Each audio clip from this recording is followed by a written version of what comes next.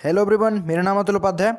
आज बात करेंगे साइंस की मॉडल पेपर के बारे में। बहुत ही बढ़िया सैंपल मॉडल पेपर है, बिल्कुल भी कोई दिक्कत नहीं होने वाली है। अगर एक बार इसे कर लिया आपने, बिल्कुल प्रिपेयर हो जाओगे सीबीएसई बोर्ड साइंस के एग्जाम के लिए। बिना किसी फालतू का के फटाफट से वीडियो को शुरू कर देते हैं। अब देखिए, सबसे पहले क्वेश्चन पूछा गया है सेक्शन ए में, ठीक है। 20 एमसीक्यू आपको मिलने वाले हैं। पहले तो देखो यहाँ पे जो टिक लग रहा है, हालांकि आंसर यही है, ठीक है, और क्वेश्चनों में नहीं है। ये जो मैंने बच्चे से पेपर लिया है उसका ये टिक लगा हुआ है, ठीक है, पेंसिल से। तो पहले क्वेश्चन है, which of the following is an example of endothermic reaction. तो एंडोथर्मिक रिएक्शन का आंसर यही हो जाएगा, क्योंकि जब dissolution of ammonia chloride in water, जब अमोनिया क्लोराइड वाटर में जाती है तब हीट प्रोड्यूस होती है। हीट प्रोड्यूस होती है मतलब एंडोथर्मिक रिएक्शन, ठीक है। आगे बढ़ते हैं।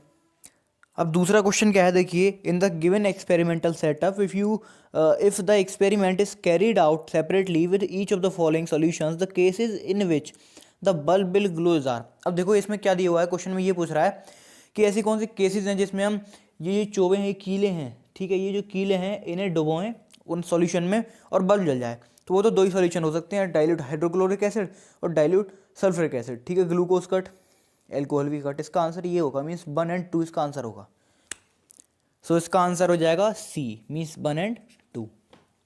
अब देखिए थर्ड क्वेश्चन में हमें एक रिएक्शन दे रखी, ठीक है। In order to balance the following chemical equation the values of coefficient x and y respectively are. तो हमें इसमें बाई और एक्स की वैल्यू उतारनी है, मतलब एक्स ये और बाई ये, यहाँ पर इसकी वैल्यू उतारनी है, ठीक है। इसे बैलेंस करना, तो बैलेंस देखो करना, यहाँ पर पी वी के कुछ नहीं है तो पी वी के एक्स है, यहाँ पर पी वी देखो दो है, मीन्स यहाँ पर दो नहीं, तो यहाँ पर हम 2 लगा देंगे, ठीक है, यहाँ 2 हो जाएगा।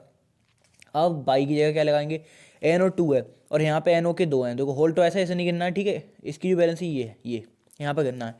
अब एन ओ 2, ठीक है। अब देखो पहले तो ओके, यहाँ पर अगर हम 4 लगा दें, अगर यहाँ पे 4 लगा दें, ठीक है, तो ये कितना हो जाएगा, देखो 2 दूनी 4, 2 दूनी 4 मीन्स इसकी जो होगी 4, और यहाँ पे हम 4 रख दें, ठीक है, तो हो जाएगी यहाँ पर बैलेंस, मीन्स इसका आंसर होगा हमारा 2,4। अब हो जाएगा ए, मीन्स 2,4 इसका आंसर। अगला क्वेश्चन क्या कह रहा है, when zinc react with sodium hydroxide the product is form. तो सिंपल सी बात है भाई, जिंक रिएक्ट करा सोडियम हाइड्रोक्साइड से तो सोडियम जिंकेट बन जाएगा, ठीक है। देखो अगला क्वेश्चन पूछ रहा है, among the following the metal with lowest density. Lowest density सबसे आगे किसकी होती है, लिथियम की होती है, ठीक है।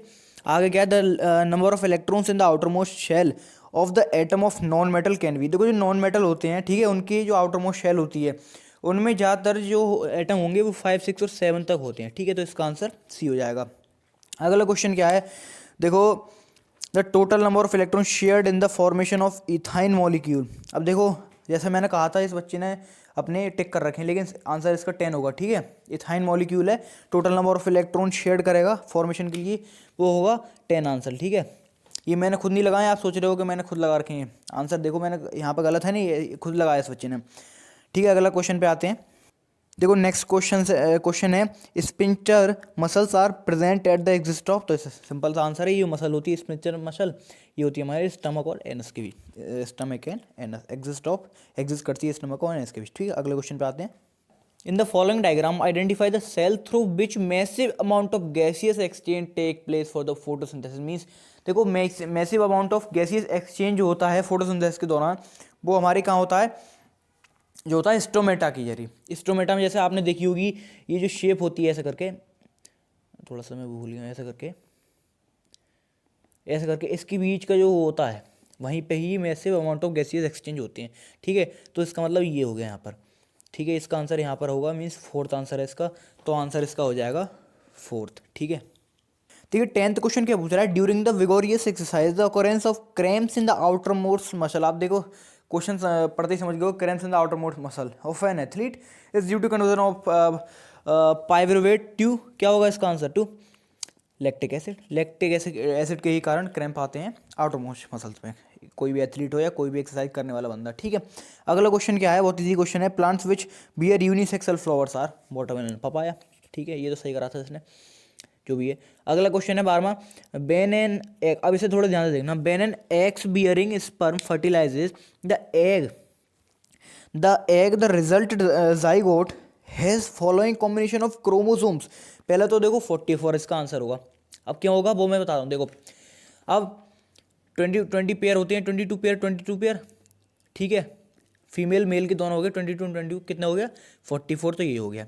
अब एक्स और एक्सिस को कैसे पहचाने, अब देखो इसको ऐसे पहचानने का तरीका है, जो गैमेट होते हैं जो एग होते हैं फीमेल के वो तो हमेशा एक्स एक्स एक्स रहेंगे, ठीक है, वो कोई से छोड़े, क्योंकि फीमेल को शो करते हैं हम एक्स और एक्स से।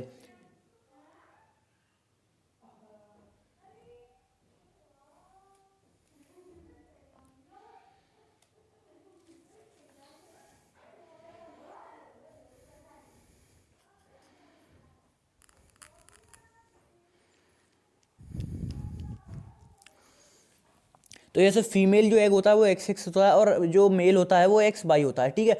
अब जब मान लो इसने कहा है क्वेश्चन में कि when x bearing sperm, sperm मतलब जो होगा मेल का होगा, ठीक है। अब उसमें जो स्पर्म है उसमें एग किसका है, फर्टिलाइज्ड एग एक्स का है, ठीक है, एक्स का है। मीन्स अब जो हमारे पास फीमेल का है, फीमेल तो एक्स ही छोड़ेगी जो भी है, उसका एग तो हमेशा ही एक्स रहेगा, तो एक्स मान लो फीमेल का आ गया, और मेल का एक क्वेश्चन होता है एक्स, तो एक्स एक्स और एक्स एक्स मतलब गर्ल, एक्स एक्स मतलब गर्ल, एक्स वाई मतलब बॉय, ठीक है।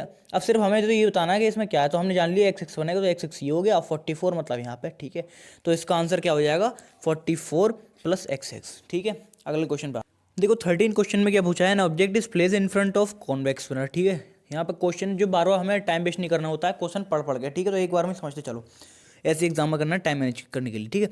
An object is place in front of convex mirror at infinity, convex mirror infinity पे, मतलब पहले ध्यान दे लो कौन सा केस है कि इन्फिनिटी पे, तो इमेज का बनेगी फोकस पे बनेगी। अब आगे according to the new Cartesian sign convention, ठीक है, the sign of focal length, ही आंसर ले लो, फोकल लेंथ कॉन्वेक्स मिरर है, फोकल लेंथ मतलब माइनस हो गया फोकल लेंथ के लिए sign, and the sign of the image distance in the case are respectively the sign पूछा है किसका, इमेज डिस्टेंस का। इन दिस केस कौन सा हो गया, इन्फिनिटी वाला, इन्फिनिटी पे इमेज का बनेगी, इमेज बनेगी फोकस पे, means in front of mirror.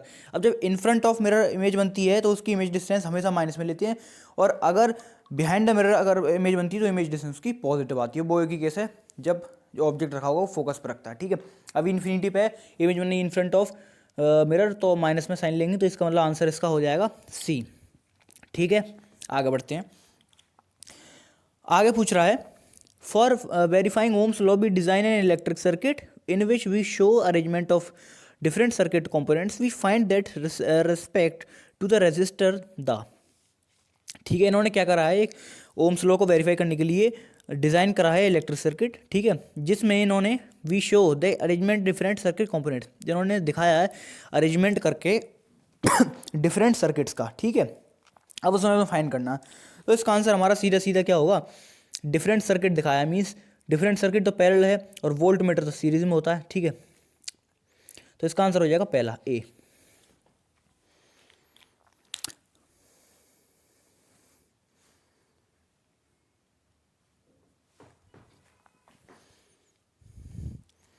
अब देखो 15 क्वेश्चन है, in a resistive circuit if the current is increased to 2 times, याद रखना increased to 2 times the percentage change in the amount of heat dissipated in the circuit would be, 300 meter इसका answer है, 300% इसका answer है, ठीक है।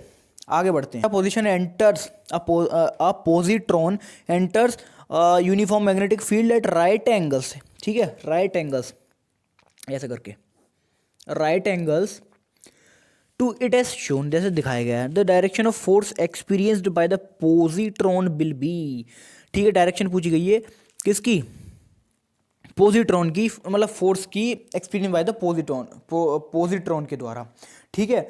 ये कौन सा हमें इस पे करना है, राइट हैंड थंब रूल का इस्तेमाल करना है, ठीक है। उससे हमें पता लगा सकते हैं कि इसका आंसर क्या होगा, इसका आंसर होगा आउट द पेज, ठीक है, डी इसका आंसर हो जाएगा।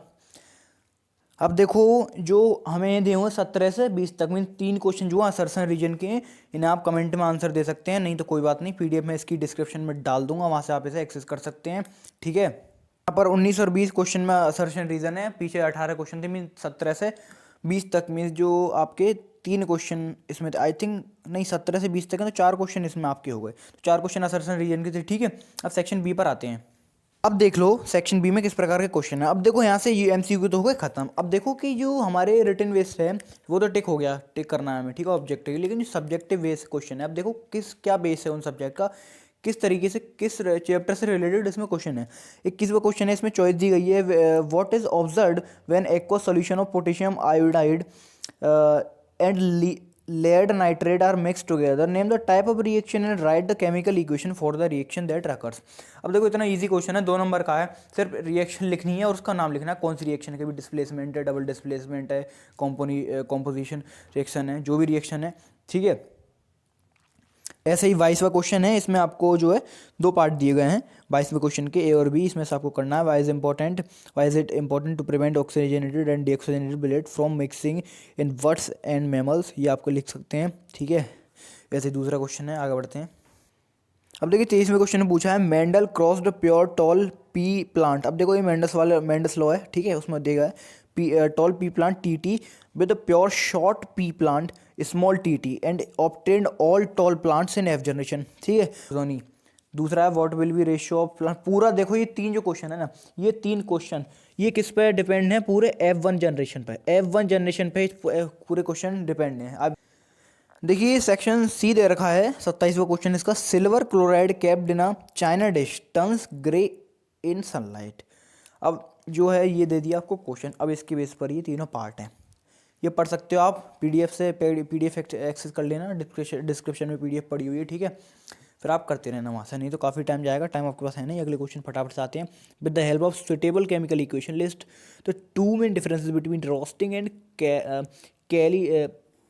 calcination, how is metal reduced from the product obtained after roasting? Calcination of the ore, write the chemical equation of the reaction involved। ये केमिस्ट्री का क्वेश्चन आपसे पूछा गया, ओके। आगे बढ़ते हैं, अब आते हैं 29वें क्वेश्चन पर। 29वें क्वेश्चन में चॉइस दे रखी है बी और ए में, ए के 3 पार्ट। हम देखो name the hormone release and the gland which secretes it in human beings during scary situations, how does the body respond to enable it to deal with the situation. 31 question, इसमें भी A part है B part है, ठीक है। और choice दे रखी है ऐसे इमेज, ये दोनों क्वेश्चन फिजिक्स से रिलेटेड है, ठीक है। सेक्शन है सेक्शन डी, इसमें 34 का ए पार्ट दे रखा है, an acid X and alcohol Y react with, ये तो केमिस्ट्री का है ही भाई साहब। इसमें तो एक्स और वाई की आई थिंक फाइंड करना पड़ेगा, एक्स और वाई क्या है, जेड क्या है, ठीक है। अब आते हैं सेक्शन ई पर, क्या इंस्ट्रक्शन है। पहला, the following questions are source based case based. अच्छा ये केस बेस्ड, आपका केस स्टडी आ गई, लेना आप। आगे बढ़ते हैं फटाफट। आगे, all the reproductive methods of living organism are broadly और categorized into 2 types, asexual reproduction, sexual reproduction. ये रिप्रोडक्शन चैप्टर से आपकी क्वेश्चन हैं, ठीक है। अभी 39 जो आपकी last case based study question देखा, एक चीज़ देखी आपने, एक केमिस्ट्री से, एक बायोलॉजी से, एक फिजिक्स से, तीनों से एक एक केस बेस्ड उठा लिया गया। इसकी पीडीएफ आप ले लेना डिस्क्रिप्शन से। बाकी मिलते हैं नेक्स्ट वीडियो में, तब तक के लिए जय हिंद। और वीडियो को लाइक कर दीजिए अगर वीडियो पसंद आई, ओके।